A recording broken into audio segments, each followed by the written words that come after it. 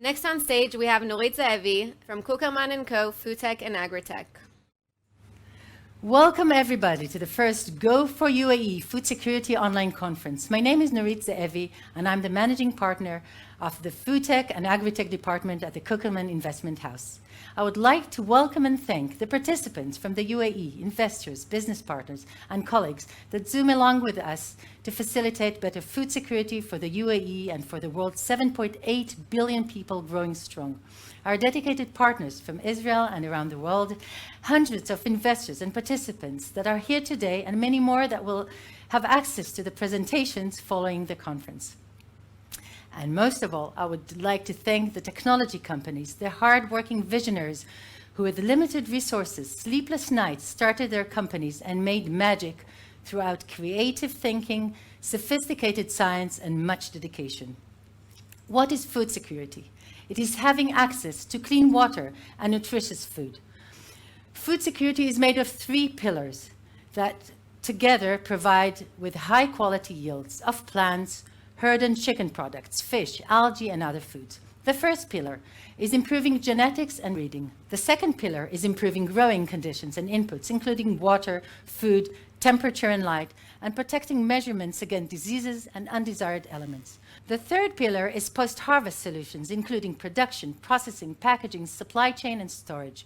All companies presenting today have made a significant improvement in those pillars or with the technologies supporting them that provide precision processes, traceability, and efficiency, derived from technologies from other fields such as robotics and automation, digital sensors, IoT, AI of big data, and life science. Just 150 years ago, in 1867, when Mark Twain embarked on a pilgrimage tour to Israel, he wrote a witty journal describing his deep disappointment of the flourishing biblical land that became a desert and a God-forsaken land. He writes, "It is hopeless, dreary, heartbroken land. Palestine sits in a sackcloth and ashes. Over it broods the spell of a curse that has withered its fields and fettered its energies." Mark Twain was not the only one that wanted Israel to get back to its glory.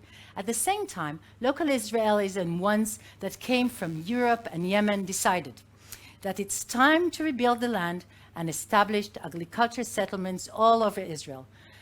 And though indeed around 2/3 of Israel is a desert by definition, we took on the challenge to utilize the energies of the land, leading the way to develop highly efficient arid climate farming.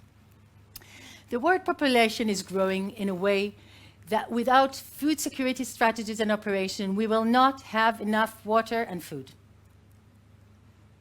Around 2000 BC, when there were only 27 million people in the world, Joseph, our forefather, launched a humongous food security operation, saving Egypt and the world from hunger by growing and storing food during the 7 abundance year and using it in the following 7 years of drought. During the exodus from Egypt and the return to Israel, we began to adhere to effective food security laws for consumption and agriculture growing procedures. Many laws, including forced sabbatical of the land and law forbidding to consume fruits during the first 3 years of a tree. Another example is a law forbidding to destroy a fruit tree even if it belongs to an enemy. Ki ha'adam etz hasadeh, because mankind is like the tree of the field. On top of that, we took upon ourselves many more social agriculture laws to share crops with the poor and the misfortunate. When we established the agriculture settlements, there were 1.3 billion people in the world. Today, just 150 years later, we have additional 6.5 billion people to feed, and therefore there's much to do. Before we'll have the companies present, I would like to share with you that in 10 days from today, on the 28th of January, when the moon will be full, we will be celebrating Tu B'Shvat, the Jewish biblical holiday for the trees. And you are invited to join by doing something wherever you are towards planting, seeding, investing, and supporting a better food security future for us, for our children, for years to come. Happy Tu B'Shvat. Enjoy the conference. Thank you.